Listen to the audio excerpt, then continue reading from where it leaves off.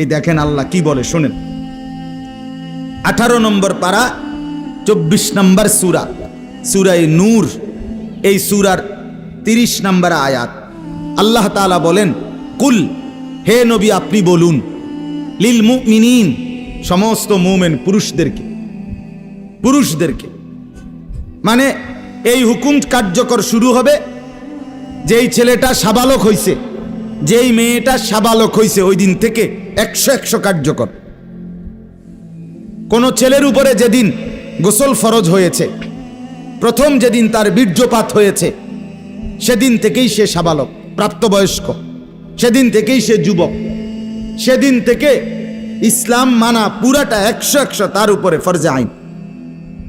ওই দিন থেকে তার 1 মিনিট 1 সেকেন্ড হিসাবের বাহিরে হবে না।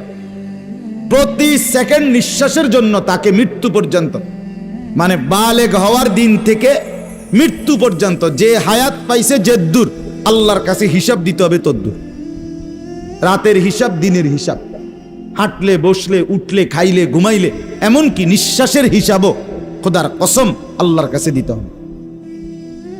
কোন মেয়ে যেদিন তার প্রথম মাসিক শুরু হয়েছে 13-14 বছর বয়সে, সেদিন থেকে সে প্রাপ্তবয়স্কা, সাবালিকা, সে যুবতী। অতএব সেদিন থেকে মৃত্যু পর্যন্ত তার হায়াত যতদিন পাইছে, একদিনের ভালো মন্দ, জায়েজ না জায়েজ, হালাল হারাম, বৈধ অবৈধ, সবকিছুর হিসাব সে আল্লাহর কাছে দিতে হবে। কথা বুঝলেন কিনা আপনি?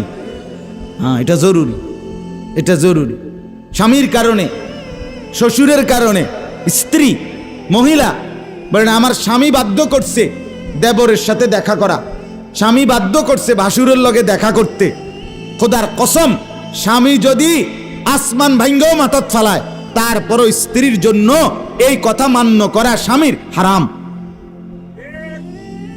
আর স্বামী যদি এই হারাম কাজের জন্য বাধ্য করে স্ত্রীকে, এই স্বামী জালেম। এই স্বামী কি বলেন না কেন? শাস্তো ভাই, জ্যাঠতো ভাই, খালতো ভাই, ফুফাতো ভাই, দুলা ভাই, তারারে কইছে বাদ বাইরা দাও, তুমি আজ্ঞায় দাও, তারা মেহমান, সব সময় কি আর আইয়েনি? হ্যাঁ, যেই স্বামী বলে, যেই শ্বশুর বলে, এই উভয়টাই জালেম, নিকৃষ্ট পাপী,